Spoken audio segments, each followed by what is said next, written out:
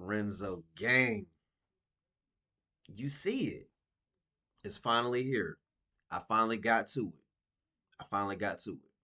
But Renzo gang, I'm gonna let y'all know this one. I'm gonna break this video down into I don't know how many parts because this is a very, very, very long video, over 3 hours long. So I'm gonna break this video down into however many parts I can break it down to. This right here is the insane lore of Mortal Kombat. I'm finally getting to the Mortal Kombat content you guys asked for.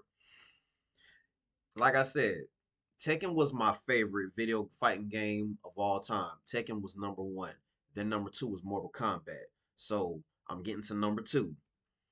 So Renzo gang, I don't know how many videos I'm gonna break this one down to, but I'm gonna break it down. And if you guys want to see some more Mortal Kombat content, just comment down below. Let me know which one you want me to go find. Whatever Mortal Kombat video game you want me to. Even if it's a reminiscent video, I'll do some reminiscent videos of Mortal Kombat and like whatever one you want to see, I'll make a poll and then just vote. I'll probably do like reminiscent video of.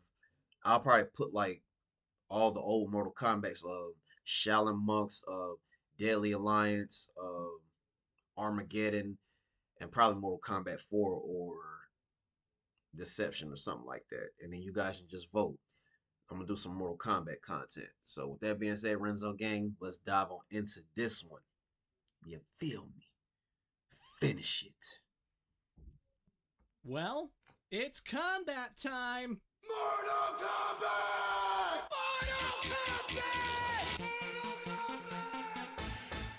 Hello everybody, it is I, the Great Clement, and I'm back once again to be sir. your lore guy, to assemble the puzzles that make up fighting game stories. This time, I've chosen to look at Mortal Kombat, one of the more prolific and controversial entries. Partly responsible for creating the ESRB, MK has always been known for its hardcore violence. People getting their hearts ripped out, their heads punched. Yep. Oh yeah. And all of this gore would only increase with each subsequent entry. It's the franchise's most defining aspect, the key feature that makes it Mortal Kombat. But personally, I've always felt it has one extra thing going for it. And believe it or not, it's the storytelling. Yep. Oh sure, definitely. On a mechanical level, the Blaze. franchise was like any other. You took on a row of computer opponents, faced the big bad, and got treated to a text-based ending. King. But unlike other fighters, MK always put its lore into the attract mode. When no one was playing it at the arcade, you would be treated to an explanation as to who Goro is. You'd learn who canonically defeated Shang, whether a character had been horribly killed in the previous game. This kind of information was usually relegated to instruction manuals if you were lucky. I play King of Fighters, and I couldn't tell you why Eeyore I don't really like King of Fighters like that. Ties his legs together. But Scorpion? I knew he was a specter from hell who wanted revenge on Sub-Zero. Mortal Kombat wanted you to know these characters to the point that they'd create wacky spin-offs with live-action cutscenes. Yeah. Dead man. But somehow you have retained your mortality, which would mean you are vulnerable to death. Or they'd create specialized endings. The Black Dragon died with Kano. You're the last one, Joe. I hate how they script. In Mortal Kombat Deception, they bothered to make a full-on adventure mode where you explore all the realms and learn every character's fighting style. Yep. This predates Street Fighter 6 by over 19 years. Yep. Oh, my balls! But by far, the series' biggest contribution, and the thing that NetherRealm Studios is most known for, is the dedicated story mode. When most fighting games were still doing the bare minimum with arcade endings, Mortal Kombat was making full-on movies. Stuff that featured fun choreography. That's the thing about Mortal Kombat I like better than Tekken. The story modes were better, but I just love Tekken better because that's my first fighting game. To the point that other fighters had to follow suit just to keep up. And their storytelling game is still on point, as in addition to the story modes, they keep doing arcade endings as well as personalized conversations for every single matchup. Those matches If you go ever hard. wondered what Melina would say to Raiden or what Johnny Cage would say to Reptile, this series has got you covered. You own leather made from reptiles. What? Yeah, it's not like I skinned your cousin Vinny. So if the storytelling is so damn good, Man. then what's the point of this video? Well, you see, Mortal Kombat's been around since 1992. It's had a ridiculous amount of entries, over 11 So 33 in fact, years. and the majority of them have never been re-released. Video game preservation is a fickle mistress. Sometimes you can buy a collection of all the old Teenage Mutant Ninja Turtles games, and other times emulation is your only option. Because you're sure as hell not playing Deadly Alliance on the PlayStation 5. And you know, that wouldn't be so bad if this series wasn't so self-referential. Your jailers want you returned. Orin and Carol live? Who the hell are Orin and Caro?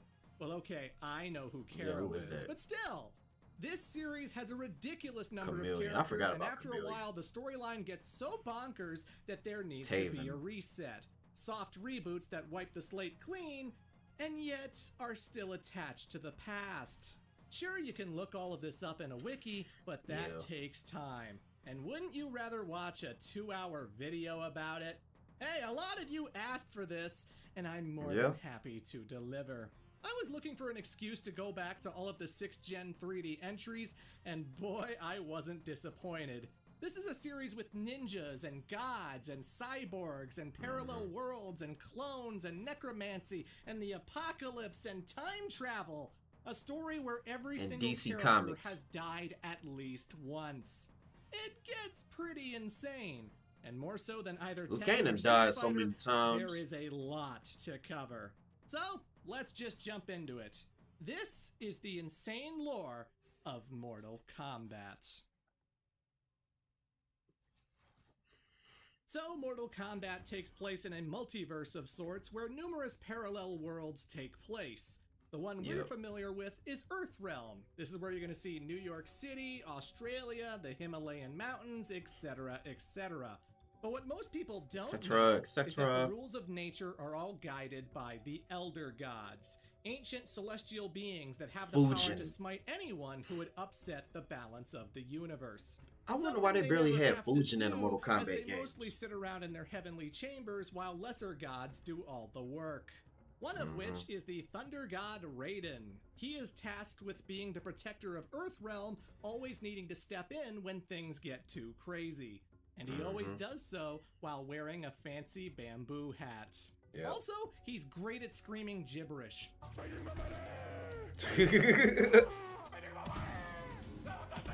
Raiden certainly got his work cut out for him, especially when one of the Elder Gods decides that they're tired of this meaningless existence and wants more. This man's name is Shinnok, and using his godlike power, he creates a special amulet that allows him to enter Earthrealm without defying the Elder God's rules concerning invasion.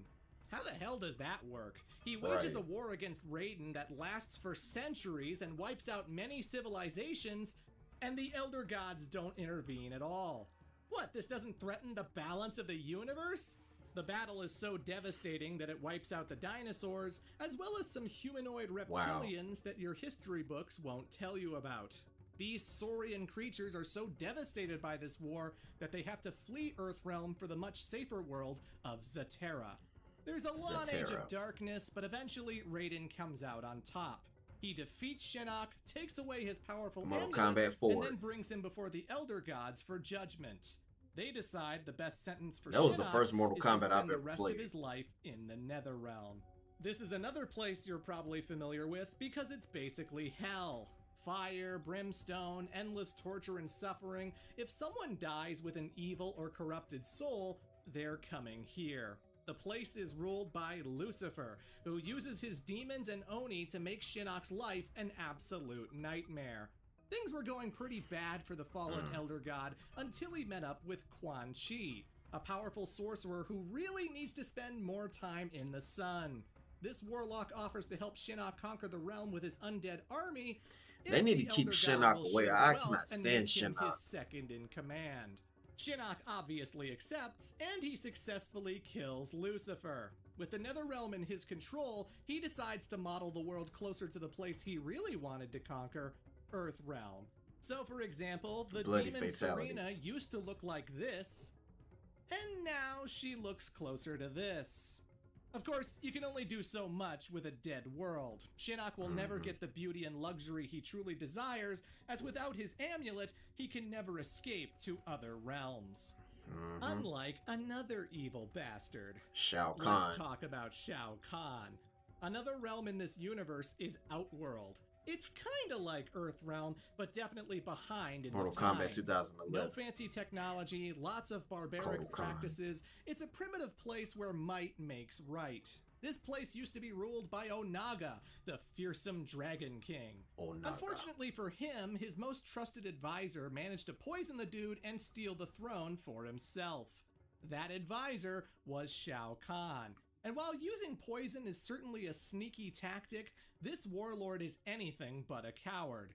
He is absurdly powerful. Proficient in dark magic and brandishing a big fuck-off hammer, Shao Kahn actively welcomes combat and has proven himself to be quite the champion. Yep, I hate fighting against Shao Kahn. He used to talk so much junk when he beat you. I don't think he's on you. technically human, as the guy has a lot of dragon-like features. But regardless of how this dude is built, no one can defeat him, and he conquers Outworld with an iron fist. He builds an army of loyal soldiers who punish and enslave the weak. If you can't prove your worth to him, you're as good as dead. But Pretty all much. that power gets boring after a while, and our warlord decides that his conquest can extend even further. Like I said, this is a universe of many parallel worlds, and using sorcery, Shao And they Kahn won learns how to unbalance the Furies 9 and Mortal merge other Kombats. realms with his own. The Elder Gods don't appreciate this, and so they give each world a fighting chance by invoking the Mortal Kombat tournament. Cause you know, this is a fighting game. In order to merge with another realm, Outworld must defeat their enemies in 10 consecutive martial arts competitions. And I 10. do emphasize consecutive. If they win 9 straight victories and somehow fumble the bag at the very end, they have to start all over from scratch. And it's not like this tournament happens every year. Oh no, this only occurs once every generation. If Shao Kahn wants to conquer everything, he's in it for the long haul. But he does have one ace up his sleeve, a sorcerer named Tsung. A former Earthrealmer, this guy studied dark magic and performed evil experiments in order to gain the secret of eternal youth. And what he discovers is the ability to steal other people's souls. He can rip out a person's life force and feed on it in order to revitalize his body. Plus, it makes him stronger. Stealing my soul won't make you faster. Actually, that is precisely how it works. This guy also picked up the art of shape-shifting, allowing him to transform into anyone he wants while retaining all of their impressive abilities. Fusion. Having sucked up souls for thousands of years, Tsung has become quite the martial artist as well as a master manipulator. He is easily Shao Kahn's second in command, the one responsible for so many of his schemes.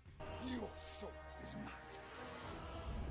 And so, for thousands of years, using Shang Tsung and other deadly Outworld warriors, Shao Kahn proceeds to take over all that he can. He goes to Viternus, a realm of vampires, and conquers it.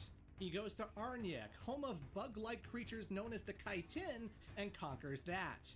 Even the poor Zaterans, who just escaped a centuries-long war over an Earthrealm, find themselves crushed under Shao Kahn's massive heel. To the point of genocide, as only 2 members of this race even exist anymore.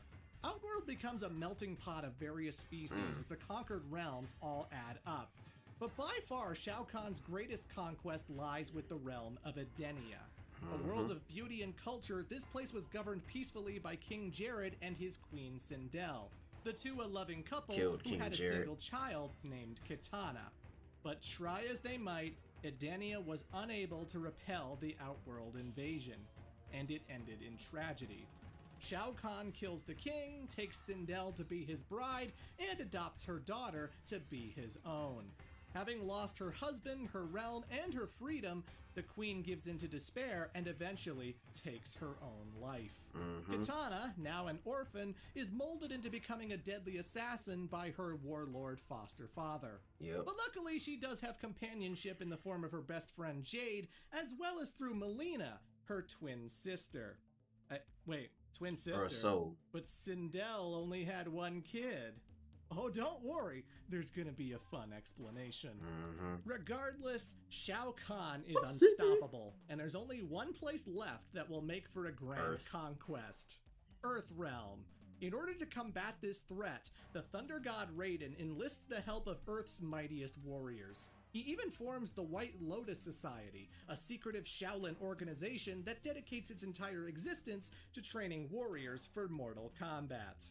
And at first, it wasn't going that well. That is until a great monk known as Kung Lao entered the picture. Shang Tsung was unbeatable, his underhanded sorcery a massive roadblock for so many. But now the Outworlders would suffer their very first defeat. For Kung Lao manages to defeat Shang Tsung. And then he did lose the Goro, the Mortal right? Kombat champion, thus resetting Outworld's score and undoing all of their accomplishments. Our hero becomes a legend to everybody, earning himself the moniker of the Great Kung Lao. Needless to say, Shao Kahn was not pleased. Shang Tsung would spend a good chunk of his time slaving in the cobalt mines for his failure. But eventually, the sorcerer comes across one of the strongest fighters he's ever encountered. Goro. Prince Goro. He is a member of the Shokan, a race that's half human and half dragon. And with that lineage, Goro is over 8 feet tall and possesses 4 different arms. He's not only built like friggin' Brock Lesnar, but he can also play keep away. By grabbing someone with one set of arms and slapping the shit out of them with the other, he's kind of OP. Yeah, he is. So when the next tournament rolls around, get on my Shang nerves. Tsung enters Goro in to take on the champion. Once the Shokan had Kung Lao firmly in his grasp, Yeah, he beat the brakes off Kung Lao. I will take his warrior soul. Finish him. Well, the great Kung Lao gave it the old college try, but no dice. Goro becomes the new champion, and the long process of conquering Earthrealm begins anew. For the next 500 years, Outworld would remain the dominant superpower until the 10th tournament. And that's the setup for the very first game in the series, Mortal Kombat 1. We all know who won that one. The original. Sorry, but this series has a lot of backstory. The conflict between Raiden and Shao was like millions of years ago, and Shao Kahn conquered Edenia over 10,000 years ago. I'm sorry, you're 10,000 years old? Oh, talk about aging gracefully. But yeah, with this 10th tournament, the stakes couldn't be higher. And so, Raiden has entrusted all of his hopes into a standout student of the... All right, Renzo gang, we're going to stop it right here. Like I said, this is a very, very, very long video. And like I said, I'm going to break this down into multiple parts. So with that being said, Renzo gang, you got what you wanted. So we're gonna be on this Mortal Kombat content for a pretty good while. So Renzo gang, bear with me. I love you guys. I will see you guys next time. And yeah, we're gonna finish it. We're gonna finish this one. I don't know when, but we're gonna finish it. And like I said, I'm gonna break this down into multiple parts. So Renzo gang, you feel me? Finish it.